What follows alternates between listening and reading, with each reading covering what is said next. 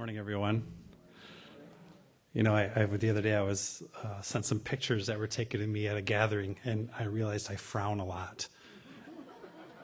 Like, it's hard not to frown when I look out and see all your guys' faces fine September morning. So wonderful to see all of you. I offer a reflection on Germans, scary movies, dark skies, and so-called common birds. You'll see how they tie together. Dude, you will not believe what happened to me this past week. A few nights ago, I was having dinner with some friends. One of my friends brought along a new acquaintance. It was a gentleman from Germany. Totally cool dude. Good in conversation, very affable. It was a nice evening as we ate outdoors. Inevitably, we all started talking about the pending autumn season and the old, "it feels like fall" talk. And of course, the comments came back. I'm one of these people making these comments. Oh, we have many more weeks of warm weather. The retorts as we put on sweatshirts and light coats, trying to make us feel better about the inevitable reality that, yes, winter will come. And that's when it happened. This fellow from Germany said this in his cool accent, which I will not try. "I hate autumn."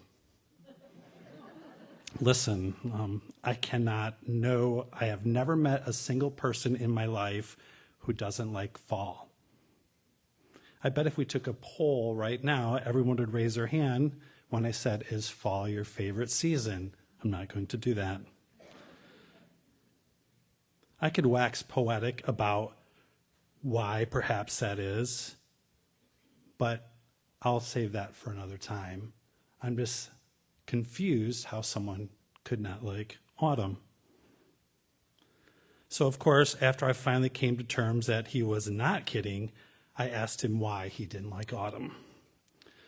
Side note, I like saying autumn because it makes me look cooler than I really am. Anyways, back to this crazy person. I asked, "How can you not like autumn?" Perhaps it was more of an accusation than a question. I'll give him that. But he didn't hesitate in response. He said, "I just don't like that in-between feeling." He went on to explain that he would rather just have summer and winter, not the things that are the spaces that lead to those things. I personally have never felt autumn was a passing through sort of season myself. It is a full season in and of itself, but I get it.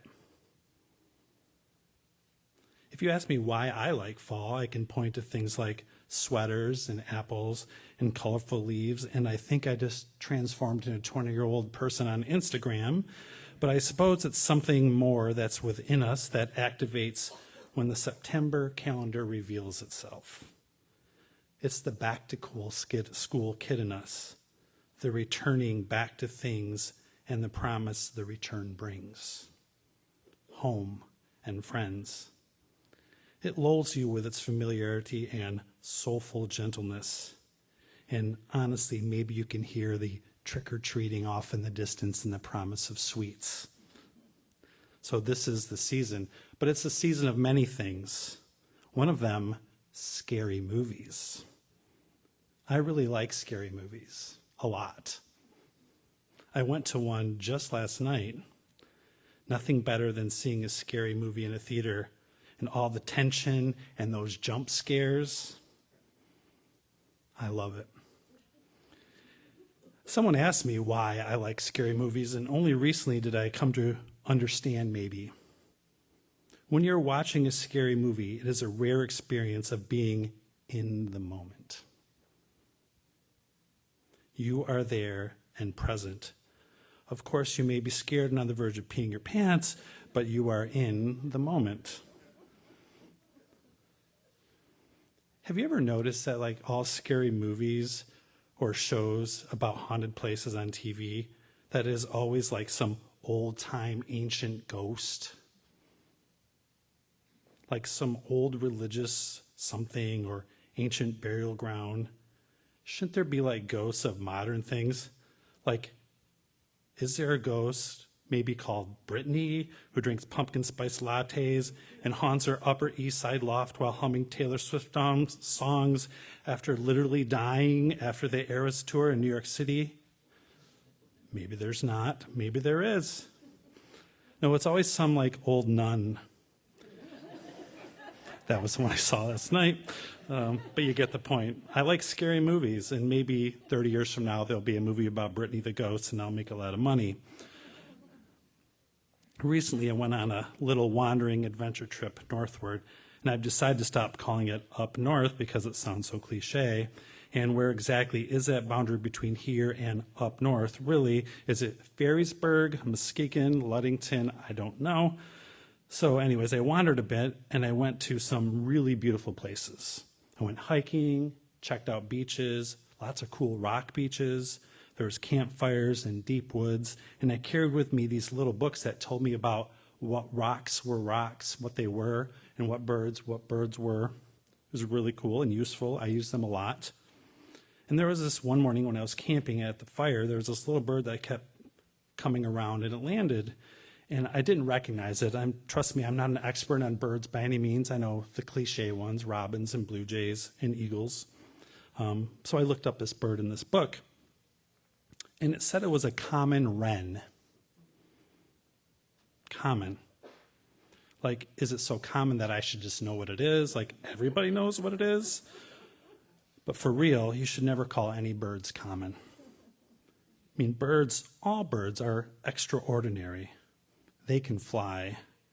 Stupid humans calling them common, to me, is like an insult. It sounds like something a Florida governor would say. But the highlight of the trip was the Dark Sky Park up on the Mackinac Straits. If you've never been, please go. I sat there with my neck craned to the perfectly dark nighttime and saw the stars clearer than I had seen them in a very, very long time. It was beautiful. It was humbling. It was amazing just to take it all in, this massive celestial sphere, alive and brilliant, like those hundreds of years ago saw it. And there I was, present and in that moment. And there were no scary ghosts required. But anyway, back to the autumn-hating German. I mean, I get it. No one likes in-between spaces. We would all rather be in a place of knowing, a settled space. When we don't know what's coming, we feel lost. Let's just fast forward through all the messiness. Let's not stop and be in that moment. In the moment. Yes, it can be scary. Sometimes beautiful and full of stars, so brilliant. In both instances, your soul, whatever the heck that is, feels alive in its own way, ebullient and enlivened. At the moment, we here at C3 know a little bit about transitional seasons. But like all seasons, we will arrive somewhere on the other side. We just don't know what this season will feel like just yet. Will there be bumps in the night? Will it be rainy and stormy? Will halcyon days find us some glorious days just when we thought we would succumb to the cold? Will the harvest be good? Will our souls be finally intact as we arrive back home? We don't know the answers to any of it. But perhaps if we can just sit in the moment and be present, let's not try to turn the seasons prematurely. We can be scared, but we can also see a sky full of stars and sightings of not so common birds.